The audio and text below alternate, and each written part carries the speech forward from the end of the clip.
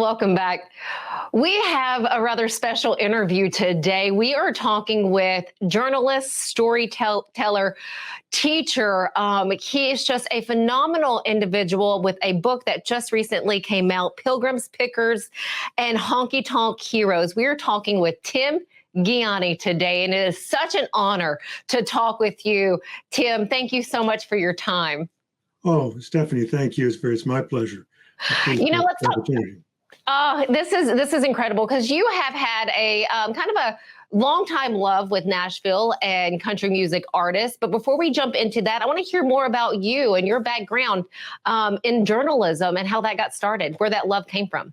Well, actually, my love of journalism began when I was very small. My mother had been a newspaper woman in Chicago during World War II. And so she instilled the love of the word in me when I was very young. And in fact, I can't think of a time where I either didn't want to be an author or a newspaper man. And my whole life, I planned on since being a newspaper man was the way to newspaper person now, but newspaper man was the way that you could really make your living as a writer. That's what I focused on. So that began when I was very young, and I worked in of course, the school newspapers when I was growing up in the Chicago area. So I went to Iowa State University to study journalism. I traveled around the country for a while after I graduated in '73, just doing odd jobs and just traveling, seeing things before I got tied into work. After I got done traveling, I wanted to live someplace near, at least if not in Nashville, then near Nashville. My parents were here, and I liked the city so much.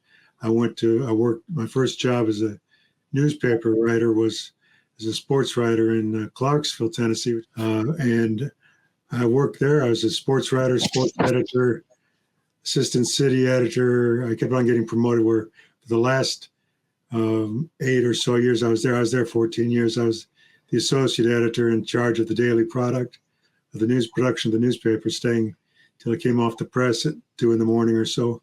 But also I wrote a column, it was just a slice of life column. Everybody has a story to tell, so we're all the same. Mostly we're the same. We're more the same than different, and we have all the same hopes, fears, goals, ambitions. And I wanted to show that by just talking to regular people. My whole career was devoted to doing that. I did a similar column when I left Clarksville in '88. I went to the Nashville Banner. And I was at the Nashville Banner. Of course, it's long gone now, but I was there its last 10 years. There I was in a variety of roles. Mostly I was a state editor in charge of government coverage and coverage of breaking news outside of Nashville. And then I was entertainment editor there.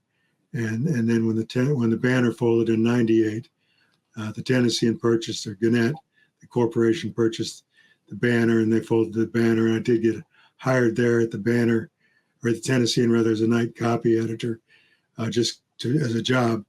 And I ended up, it wasn't very long before I was promoted to entertainment editor at the Tennessean. For most of my career at the Tennessean, I was the entertainment editor. So that's a quick version of it. I was tried not to ramble too long. No, I love hearing it. And I have to say, we may have a small connection here. I live in Clarksville, Tennessee. And so this particular studio, that is where we are located, Clarksville. And I'm assuming you worked for the Leaf Chronicle? Yes, I worked for the Leaf Chronicle. It was the oldest paper in Tennessee. It was a very proud, very, very good paper. It was a very large newspaper, a lot of sections, as big as any Sunday newspaper that you'd find in the country in terms of the different sections.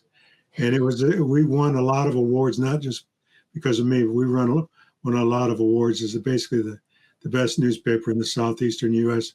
for some years, which is going up against all the big cities as well. So we were very good. I was very proud of my time there. Love Clarksville. I don't get up there very often, but it's a nice city.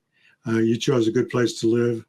I always liked it there. It wasn't that I wore out of Clarksville, just that I needed to move on and move up in my career.